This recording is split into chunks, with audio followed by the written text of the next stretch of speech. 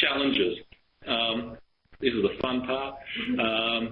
You get to bitch and moan. Look, number one, most institutions are not even ready for this conversation.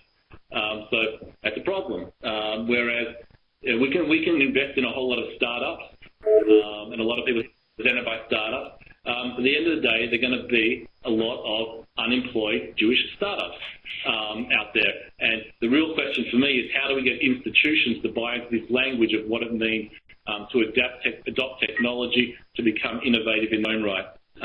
Number two is funding. A lot of people mention reasons why funding is not coming. My belief is funding and why it's not coming to this arena is because the Jewish world doesn't like taking risks.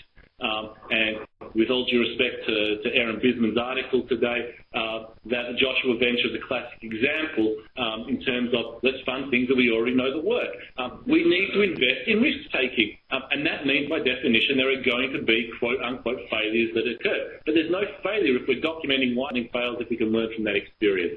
Our funding system in the Jewish community today has been totally distorted by foundations who do not, almost by definition, take into account the overall concerns of a Jewish community as a whole.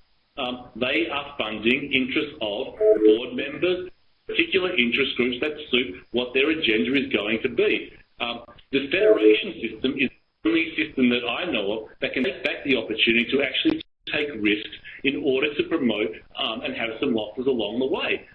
And there are exceptions to that, but I think our level of priorities has been somewhat distorted by the funding issue. And the last point I wanted to make was really that this is threatening to the people who make decisions and who control Jewish life today. It threatens the centrality of Jewish tech. It threatens the role of the authority positions. It threatens the role of rabbis. It threatens the role of denominational Judaism. It threatens the role of Israel in the Jewish world today. It's a power struggle and it's a generational struggle. And that needs to be recognized now rather than later before it's too late. And one of the questions we were asked to address was, should we limit technology in Jewish education?